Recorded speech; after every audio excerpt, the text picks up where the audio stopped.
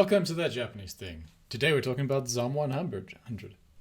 But before we get into that, even before I introduce my co-hosts, I just want to read you a definition. Irony.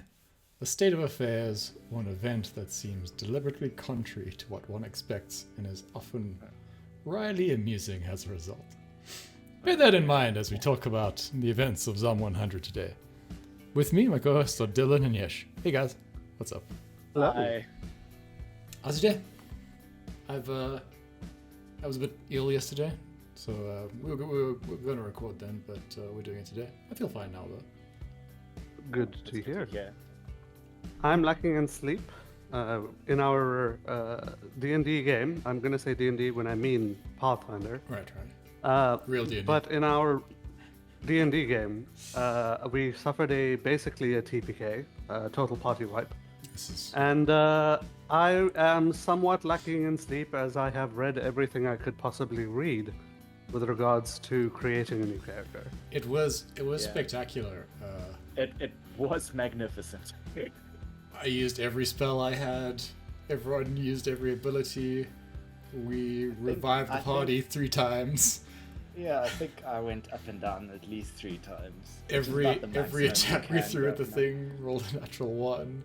Every attack it threw at us rolled a natural 20. Yeah. Yeah, He, the dice. he had 4 or 5 nat 20s on us that session, so... If you believe in astrology, it was the 8th day of the month, which is the day of death. So everything in the universe was against us as we went into that fight. Yeah. Well, speaking of unfortunate things, Zom 100. Not that the show itself or the manga or the anime is actually like unfortunate. I think it's pretty good. Mhm. Yeah. Spectacular first episode. The animation quality was movie quality, if not, like excellent movie, like Ghibli movie quality almost, Yeah, that was good animation. And the themes throughout, just there was clearly like a director who knew what he was doing. The author who wrote the thing had, some vision of what he wanted to convey. It's a story about zombies taking over the world. But because the protagonist is in a zombie-like state working for what do they call them? Like a black company in Japan? Black company, yeah. A company that abuses its employees. He was just so happy that he didn't have to go back to work the next day. That the zombie apocalypse was a great thing for him. As a side note, they also hammer it in spectacularly. Like, as a viewer, you feel bad for this man. And, like, when he started celebrating, I actually felt happy. Even though I was watching something pretty horrific, I felt happy for him. Yeah, I mean, I'm not convinced it wouldn't be like just like an amazing couple of days if you were one of the lucky people not to get bitten as soon as it happened. It would certainly be interesting. I mean, everyone's sort of had like World War Z kind of like fantasies, I'm sure, at some point. Yeah. No, probably the reality is no fun. But the way the anime portrays it, it's like, it's a prolonged holiday basically for the 2 guys and their. Yeah. I was just gonna say, as much as it seems like a contrived point, I think it's like spot on the money. I think I know a lot of people who have at some point in their life been working for a company that is outright abusing them, and not like in some like small way, like in the sense where they've developed alopecia from it, right? Like they're literally losing hair. Their cortisol levels are so high. Losing hair, don't sleep. And I can imagine that if something like changed the world and it was like, what? The rules don't matter anymore, here you go. They would have been in a better, like a psychologically better place than where they were at. So it's oh my god, Brandon, the world ended and your skin looks great. Yeah. That bald spot filled in. That's so weird. Yeah, no, it gives you that really hopeless feel. God, it's such a relief when the world ends in this show. You're so unhappy with the way that company is portrayed. Everything about it is just gross and normal. Well, that's and how the world exactly actually what works. I was saying. it actually feels like a flat-out relief when the zombie outbreak occurs in this show. Which is why I think the first 4 episodes are actually pretty great. So, I mean, one thing I'm gonna just talk about, like the production of the show. Obviously, there's only I think 8 episodes out so far. The entire season should have been finished by this point, but it wasn't, and that is because the irony is that the people that work for the company that makes Zom 100 are literally the people in that company at this point. Oh god, really? Yeah. They've overworked and they've shut down production. So yeah, it's at this point it's on indefinite hiatus. What is the actual quote? Can you imagine what it would be like to be one of those employees, like working on this manga?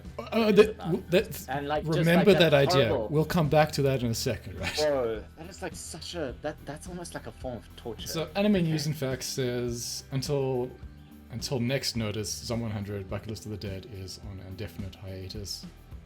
Whoa. And the production hasn't released the schedule for the release of the last 3 episodes. Whoa. So I guess they were on episode 9, not episode 8. And so it's a brand new studio. That's the strange. Studio Bug is what they're called. I was just saying they spent way too much money and effort on the beginning and weren't paying their people well as well. Yeah, that's neither here nor there really to the story of it. But I mean, unfortunately, that's just Japan and the anime industry at the moment. The guy who started it is called Kojima, and he's a competent director who was very upset about some of his other projects that were taken out of his control, so to speak. So he made Kami Can't Communicate, and Summertime Render, which I think Yesh likes. Okay.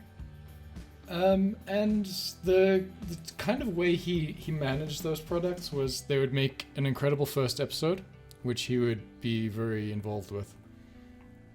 And Kami's first episode is pretty amazing. Pretty spectacular. Yeah. Summertime Renders, I don't think was anything special. Compared to the rest of the show. Its visuals weren't particularly incredible, if that's what you mean. But what happens in the episode, the scripting is quite cool. Yeah, but I mean, anyway, the comparison, Kami is more what you have to look at. Visual pizzazz, yeah. And so thereafter, I believe in Kami and in Bucket List of the Dead, the majority of the episodes were outsourced to other studios to finish. So there are only 4 episodes in each of these series that have actually been made by Kojima and Studio Bug. The other studio they were using was Shaft, which is an established studio, and they do their own stuff as well. But you'll notice in the last couple of episodes that came out, they took Shaft's name off the title call. Yep. And Shaft seems to have basically there's been like a petty argument, and they've stopped working on the project that they were supposed to send through to Studio Bug for reasons that are unknown at this point, really. I'm sure there's people who claim to know what they are, but I couldn't find anything concrete. Other than that, there was a delay in production because of the World Athletics competition, which I don't know if that's a real thing, but no, that sounds like saving face. Exactly. So they delayed that for a week to give them more time. Then there was another one where they had to delay for a week because they couldn't get the episode through to one of the studios or streaming services in time. So they didn't have enough time to make subs for it, so they couldn't air it. Literally, someone was worked so hard that there was not enough time to send a driver out to, let's say, Netflix Japan or Tokyo MX or whoever was boycotting that episode. There just wasn't enough time in the day for that guy to make a very important drive over to that studio and drop off the file, which is a kind of strange thing that you would kind of expect that would just be like a put it in the share folder or something at this point, but apparently that's not how it works. Thereafter, what did we get? We got, oh yeah, that. No, then after that was actually, so it was actually couldn't get to the studio in time. Then it was the World Athletics competition, and then Shaft dropped them. So I think they spent a lot of time looking desperately for another anime studio to kind of pick up the slack, because this is the first thing they've ever worked on. Like, and they don't actually have the manpower to do the animation by themselves. And it's kind of amazing they got through to episode 9, even just with that. But long story short, I think this is just Japan kind of collapsing a little bit as like a society where there just aren't enough people in Japanese society to kind of patch over the cracks that are forming in the labor force at this point. I mean, this company... When it comes to anime in particular, though, I do want to point out that this is like the 5th or the 6th anime in the last 2 years that has had this exact thing happen to it. So yeah, this is... Mid-season cancellations. We had Hell's Paradise recently. What were the ones that... I can't remember them, two, but... One of them was the Ayakashi Ninja, like, thing. But Isekai Oji-san almost suffered it as well. Oji-san was the major one. Yeah. Then there was another one. There were 2 this season. They weren't major ones. One of them just actually finished, like, yesterday. Or the day before. They got dragged into a new season, effectively. Yeah, and the one about... Kubo Won't Let Me Be a Mob. That was another one that happened. That got split into two mid-half seasons or whatever. Yeah. Like half seasons, yeah.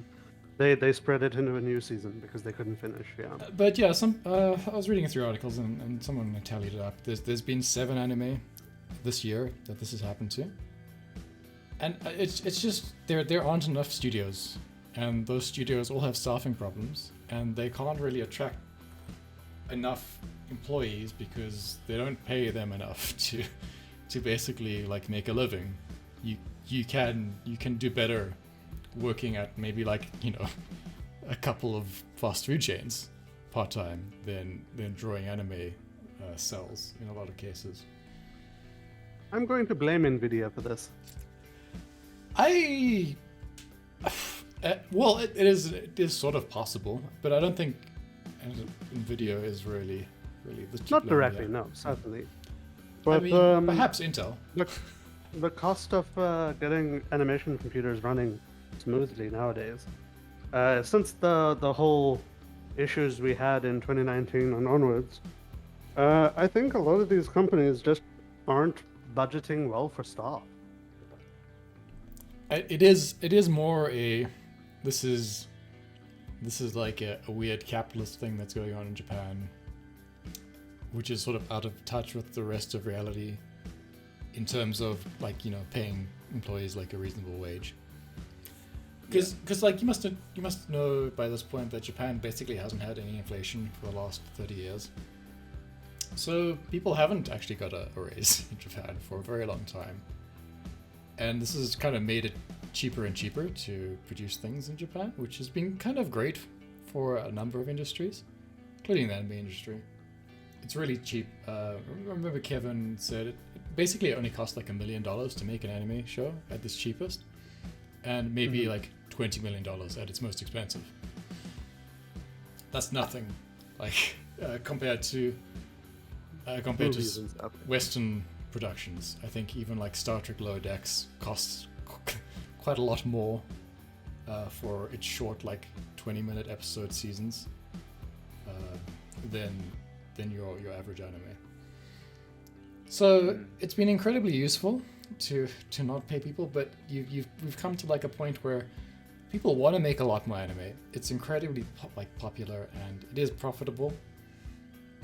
Kadokawa wants to make 40 a year, But how is it going to if no one can literally sit around and draw it for you? And I don't think this is a problem that AI can solve. So, I don't know. Here we are in 2023. It's certainly a complicated problem for AI to solve.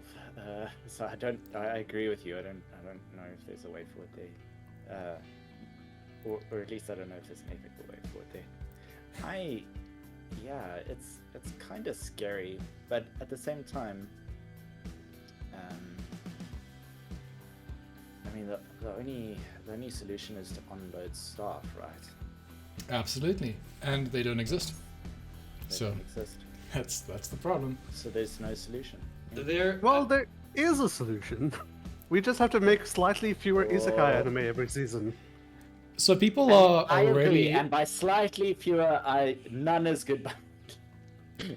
It's a solution you hear a lot in like the otaku community online, where people are saying, "Well, why do we have to have 40 mediocre anime every year? Why can't they just make 10 good ones?" And then condense this a little bit. That bit. implies that people are willing to share resources and that we have limited resources. People aren't sharing; they're hiring. They won't ever share. And it just comes down to that point that like the purpose of anime is to sell light novels and manga. It's not really to make quality like animation. Unfortunately, it always has been, probably always will be. And it's kind of weird because this is this I believe is its own original product, and the live action movie adaptation of the anime aired and came out before the anime had finished because of all the production errors and it was delays. well received actually as a note, the live action. Yeah, people are like, well, I can't watch Zom 100, so I suppose guess I'll watch the live action. It wasn't terrible. I didn't think it was as good as the anime, though. But anyway, that is what we're dealing with. Let's talk about the anime itself. So, Yesh, what is this anime about? So the anime is about our protagonist living his free life, the life that he had as a child, and going through the zombie apocalypse and interacting with people, realizing that actually he is somewhat immature on the inside, like very immature actually. As while he was working in the company, he wasn't growing, he wasn't improving, he was stuck. So this is literally about watching a guy mature, learn how to make good decisions, and survive to become the greatest survivor kind of thing. While he tries to fulfill his bucket list of ideas that he wrote down on, I think, the first day of the apocalypse. I'm not sure if it's the first along the way, yeah. we gather a few companions and some occasional people who appear to just be one-shots and then later on join our little crew of adventurers. Yeah. And I think that's kind of where the anime ends at the moment. So I think that's it. They have traveled a bit of a distance to go to his hometown, and he's learning from his parents that he was a little bit irresponsible, or like that there was more to his life that he could have fulfilled in his hometown, but he was too eager to leave. Not a subtle message in Japan to stay in rural areas. Nope. I'm sure that's. I mean, there's a lot of like emphasis in Japanese like culture at the moment about having like a slow life and getting out of the cities, which is interesting because there's nothing outside of the cities in Japan. Well, the It's less and government less has in a put day. programs into place to pay people to stay out of Tokyo. Indeed, they have, and So I that's can't help but going feel like well. this is a continuation of the previous generation of anime encouraging people to have romantic relationships. This is an encouragement to live outside of the cities. Very interesting if the Japanese government actually has this way to influence stories like that. I wonder if you get like a little bit of a kickback if you're an animation studio producing a product. We don't know about the out of cities thing yet. That's not like an official thing yet. But No. there was an actual subsidy for suggesting that family life was good previously. Yeah, I mean, you say that, right? But we've got a lot of like camping is a hobby, climbing mountains is a hobby kind of anime, and so on and so forth. Anyway, this is just sorry. This is like what if World War Z was a comedy instead of a very serious book about like a realistic zombie incursion. And it starts off with the premise of it being like that. We get like a Brad Pitt kind of scene running through a city. It's literally like the Brad Pitt zombie World War Z opening. And then it turns out that's just someone watching a movie. And we get this not more realistic, less realistic zombie story where our protagonist can kind of ignore all of the horrific things around him and kind of appreciates the comedy in the situation of the world disintegrating around him. Like, for instance, you know, you'll see him kind of watching the zombies and one will kind of like fall over, fart, stand up, fart again, fall over, that sort of thing. And it's not taking itself incredibly seriously throughout most of it. Did you notice, though, Yash and Dylan, the tone change between episode 1 and episode 2? Oh, I was going to say between episodes 3 and the rest of it, basically. But yeah, there was a significant shift. I didn't notice it between 1 and 2. I noticed it, like, after 2, I guess. I think... So, I just think it's because those... So, episode 1 was obviously, you know, Studio Bug. Mm-hmm. And 2 and 3 weren't. So, we got this kind of high intensity episode for our first one. Mm-hmm. And then it seemed to kind of just drag along for a couple of episodes.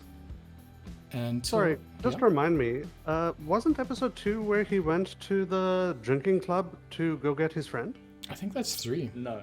Yeah. Yeah. Oh, episode I'm wrong. 2 was where he went to proclaim The his love supermarket. to- Oh yeah, he went to proclaim, but that was still very similar in style to episode 1 to me, because there was a scene of running away from there.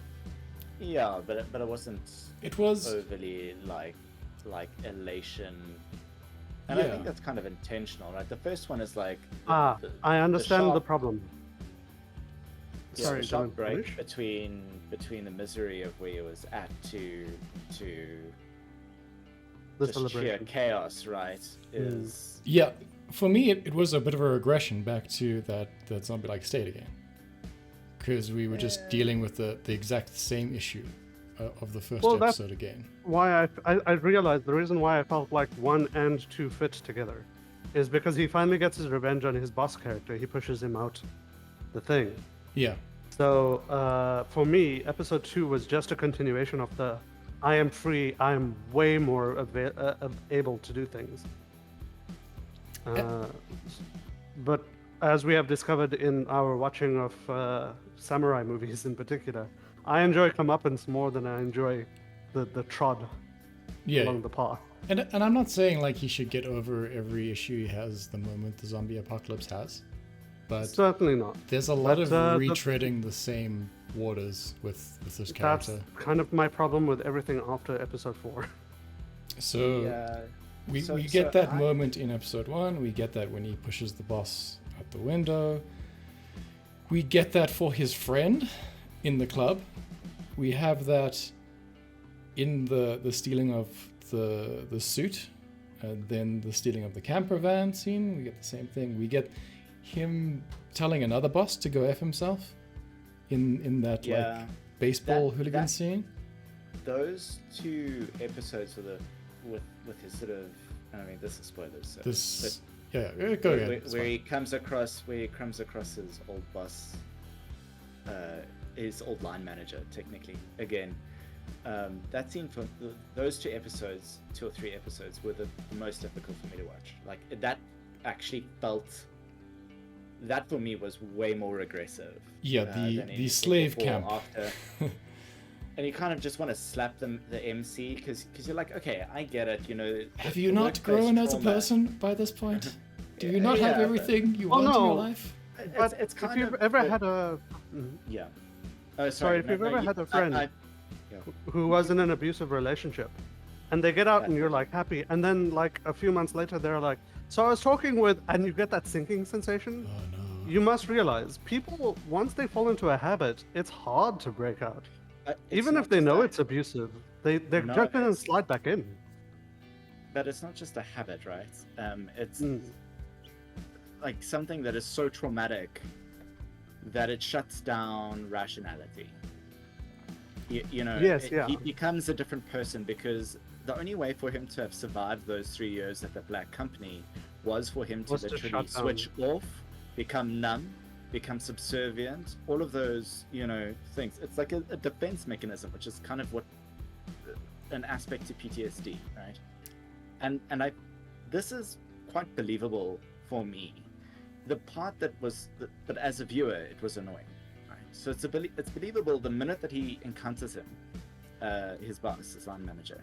He has such a strict sort of fight or flight anxiety response, right? Because it brings back all of that pain and misery, Yeah. and the subservient nature to it as well. And But- so he's kind of going back. So that's believable. Now, as a viewer for a story, it's just like it's painful. Like Exactly. those 2 episodes were painful. I didn't enjoy them. I was like, okay, guys, I get you made the point. It's Could we have boring. done this in 1 episode and kind of just skitter past, maybe Deus Ex Machina this and have this boss get bitten or something. I know it's trite, we've but gone get on with through it. this ground already. That's what the Yeah, first yeah. episode was all about. We don't need to see Yeah. this again. It's just boring. I know it's going to But- resolve. Also, Yeah. we've seen it with both of his companions as well. Well, So like we're just retreading the same story That was more about over and over. Logical Girl. I don't know her name. The Breaking the, out of her father's control. Yeah, and yeah, then, yeah. his best That was friend. really her episode. It's just unfortunate that he kind of fell down the path in it, So she had to kind of rescue him there. Well, we also learned that he's gonna save everyone he can because that's his wish to be a hero. Yeah. I was actively angry when he saved Boss Man, but it kind of, It would definitely be a thing that upset you. I can see it. Like you must have been pissed. hi, you're attempting to reestablish slavery. Sure, I'll protect you. Yeah, no, well, that's because he's the good guy, Yash, and That man needs to be burned Goku by has fire established the precedent that we save all the terrible people in anime, and unfortunately, that's how it is. now. Even Frieza. Yes, But, one like, that public man is- executions. No. I want public God. partial executions. I want it to last. Yes, yeah, pillory, flayings, all those sort of good No, things. no, we got to go back to tradition, guys. Reject modernity. Bring back breaking people over the wheel. No, fuck Yeah, that. Bring back pulling them apart with horses. No, the There wheel we is go. longer. Very small horses. But, How about that? Fair. I think if we're Please. getting a second chance at establishing society, telling people that there are consequences is a very important aspect of that, and it should be publicly broadcasted for days. But Exactly, yeah, like- no. I really appreciate you guys as friends, but please don't ever become like authoritarian rulers. Please. Authoritarian rulers are the best rulers. Let's be honest with ourselves. No, You'd- we're you'd not be- gonna you'd be on my You're gonna council, Dylan, You don't guys are worry the about best it. friends. No, I would be a bad yeah. leader. I would be a bad Guys, leader. I Let's believe all that. stay friends. Thankfully, No one get into government. thankfully, there's no chance of that. Yeah, Or not. I am Maybe grateful it'd be a for good this. thing. So Now, then we progress to his father issues. Because this man has every type of issue, basically. That's what we That's learn true. about him, right? yeah. And at the same time is very outgoing, energetic, and friendly. Which, makes zero sense from a logical point of view. But Well, that's fine for a story. And I He's kind a of rugby appreciate player. that. He was taught that people are going to spear you with their whole body, and it's because they're Yeah. your friend. I can see it. I've known some people that are like extroverted and stuff, but they've got a whole host of stuff that is hurting them. I mean, it kind of makes sense in the point that he's like a boy from the farms, and he doesn't really understand how society works, so he's a bit of a pushover, I guess. They do establish that early on, that he's And like underdeveloped. He's angry at his father because he sees his father as being a lame farmer, and How dare he tell him how to live his life? But his dad actually seems to kind of have his stuff together and knows what he's about. Although maybe is that common, like, much too stoic farmer, you know? You know those jokes about, like, the farmer going to the doctor and the doctor being like, "Oh my God, Father Brown's in the waiting room. Get the crash cart." I know the joke, and this feels very accurate to that. The world has ended outside of his borders, and he's still farming. Still farming. Has a weird bite in his hand. Is concealing that fact. So we'll see how that goes. Gosh. But aside from that, because the series hasn't concluded, I can't really give like a overall judgment of it at this point. I like a lot of it. I very much like the logical character and the advertising dude, because they make more sense to me than our protagonist. I guess the protagonist is just there to live through trauma and maybe have some sort of growth as a character. And you don't like the German. Like, well, you said a word there, and maybe there's some underlying issues. No. She feels like the most spoken of the characters. She's very cringy. Her little like sushi arc was kind of sweet, I suppose. Yeah. But I just wish that she didn't come across as such a token boobs character. Yeah, she doesn't actually have a personality. And also, she takes off her clothes for no reason all of the time. Yeah. I mean, so people might not get that this is kind of just like a racist caricature of like white people as Japanese people see them. But there's this thing in Japanese media where like people often say, "Oh, foreigners know more about Japan than we do," and you'll note that every time she opens her mouth, she just gives like this exposition on Japanese history, right? And then she also has a weird way of talking. She uses inappropriate words. She kind of sounds like a child and acts like a child. Which again is kind of how Japanese people see people that are not Japanese. So it's, well, not the most upsetting portrayal of a foreigner ever in Japanese media. Again, a continuation of annoying me. Dressing up in a full Yoroi armor the first time we see her, and then like just constantly being that way was like, I'm not going to call it offensive, but it's kind of offensive. It's just it's dumb foreigners doing dumb foreigner things, right? Like I'll have you know, she didn't skip leg day. If she can jump that high with that full armor and Naginata, she's got staunch blunders. On a secondary note, I mean, lamellar armor is probably pretty great against zombies. Yeah. So there's a degree of sense there. Also, I mean, if you read Max Brooks' books, you know, a katana is a pretty ideal weapon to kill zombies with. Naginata would probably be even better as well. So definitely for reach. Like a kanabo, like a big stick with an iron band around it would be ideal. I'm just saying, there's nothing against like what she's doing per se. There's just the way she does it is dumb. Well, also the fact that she's like never developed, she doesn't have any emotions, she always breaks every taboo from a social perspective. Like when they introduced but yet is portrayed as knowledgeable about Japan, right? About Japan, yeah. But like when they introduced Intelligent Girl, there was already a degree of fan service that I was starting to be like, come on guys, do we need to do this? Whenever she drank water or anything, we always focused on her neck and the camera zoomed slightly down. I already felt like we were getting everything we needed. That's this entire show. We have the dude that, you know, gets naked every time he fights. The other guy is a rugby dude. This is not an intellectual show. This is not about geeks doing geeky things. I have a problem with that because the way the show is set up, it tries to put itself out as like a show that's teaching us about life. That's what it's presenting itself as, to a certain extent. Right. And then we get this, like, literally, she has no personality, and literally every time we see her, she's either taking off her clothes or showing her boobs off character. And I'm not against fan service. I like fan service. But, like, it feels like they added a character in specifically. I don't know, like even the best friend character has become worse since she appeared. Which is, I think, actually where my resentment comes from. Because Right. now we are teams where this semi-romantic interest thing is happening between MC and previously Rich Girl.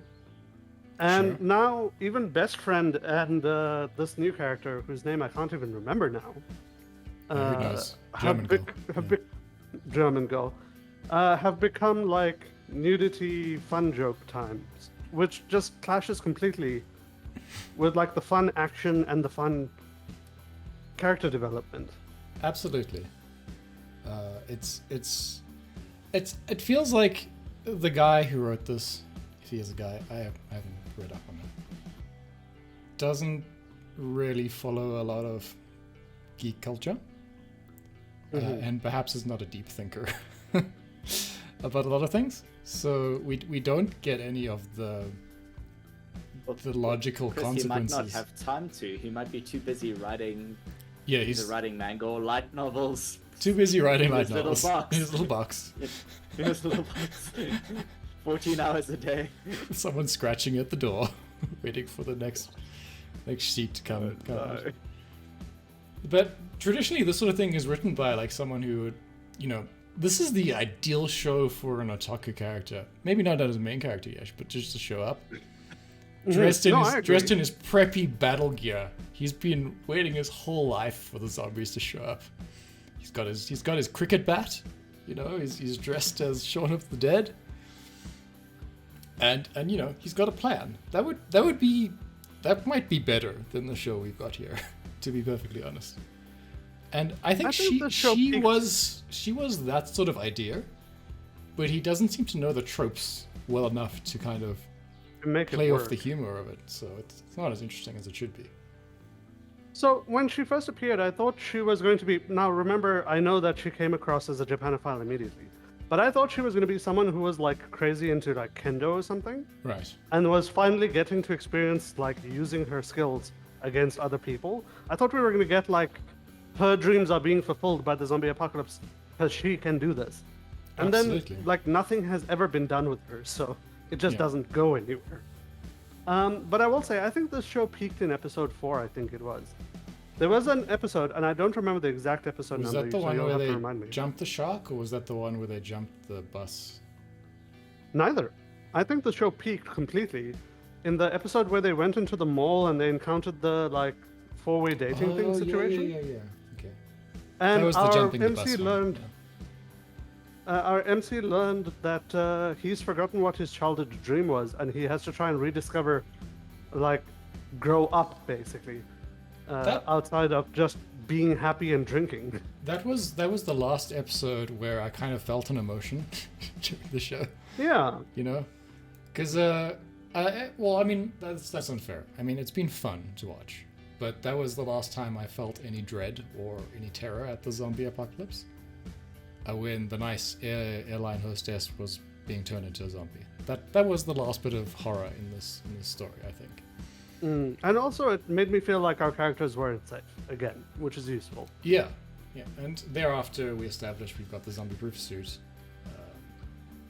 Now we have a second zombie-proof character, and they have an armored vehicle to fall back on. So I guess being turned into a zombie is not part of the plot of this story, really. But that's fine. It doesn't need to be. I hope they get the last 3 episodes out relatively quickly. I doubt they will. I don't know when they will air. It'll probably only air on streaming services at this point, so I'm not sure if there'll be a lot of fanfare around it. I guess keep it in your playlist on whatever streaming service you're using. That'll be the only way you can determine whether it comes out, unless you're keeping track on their Twitter. That being said, guys, did you enjoy it? I'd give it like a 6.5 out of 10, with the potential to be like a 7.5 if it had a good ending. What do you think, Dill? So I don't give ratings, but I enjoyed it. I think it's certainly one of the season's stronger offerings. I feel this season was kind of a little lackluster, is probably the way I'd describe it, in terms of impactful anime. There's a lot of pleasant shows to watch. There were some quiet shows, yeah. Like entertaining shows to watch, but nothing like wowing. And I thought Zom 100 was going to kind of breach that ceiling, but I don't think it has. I think it's pleasant to watch. Before I move on, I would like Yesh to give 2 ratings. One is, what would his rating be if they had given the person their comeuppance, and one as the show is. So I have my rating for how the show is. It's a 5.5 out of 10 for me. Okay. I almost feel like every episode after episode 4 wasn't worth watching. Oh yeah, it was slightly less worth watching. We've tread water. We've stayed in the same place, but I've used my time up. Sure. I do think that if they land the landing well, if they finish well, that this could go up to a 6, maybe even a 6.5 if like there's a message that makes the journey worthwhile. But at the moment for me, it's a 5.5 based on just the show, because I'm only giving it that half because the first 4 episodes are worth watching. They are good, genuinely. Yeah. And I don't think my rating for the show would have gone up if the guy died amusingly. But I definitely think my personal enjoyment would have... Sorry, I don't think my rating would have gone up, but I do think my personal enjoyment would have gone up. In fact, no, wait, I take that back, because the guy was in those episodes that I think were a waste of time. And having him get comeuppance would have actually made that little too... I don't know, would that have actually made up for those 2 episodes? I don't actually think so. There's no excuse for filler. I'm sorry. I'm gonna stick to the 5.5. Yeah, I don't think even him dying horrifically or anything would have actually made those episodes worth the time. We didn't advance or improve. A perfect comparison is the Frieza saga versus the Cooler movie. Yes, that's actually very accurate. Because it's the same boss but different. Just again, and it's just a repeat of the same thing we saw. See, I see where they were going for, right? They're trying to say like life is suffering, way too important to try and tie yourself down with now sort of stupid societal concepts that keep you from actually. Dylan, you said at the beginning, experiencing right? it. We just have to imagine that this is a story about the little guy being trodden on and then rising up against the people that are abusing him and setting himself free, right? Did I say that? Okay. You said something along those lines. And this is kind of like giving every employee in the Pitchfork and Torch factory a copy of the Communist Manifesto. Yes. And then expecting them to continue making the pitchforks and the torches and not using them in any other way. I agree. And the thing is, like, I feel like they fell. So the story-wise, not just like the background of this with the employees actually making this manga, but I feel like the story kind of fell short a little bit in that message because it trivialized like the act of searching for things that make living important. It put that into a list, like a literal list that you've got to check off. Yeah. Instead of actually experiencing it, right? Like it became a bucket list that's rushed, that you don't really experience. You just do it for the sake of saying that you do it, and I feel like it far missed that. Now, I say this without any knowledge of where the story's going, so it might have some self-awareness to this.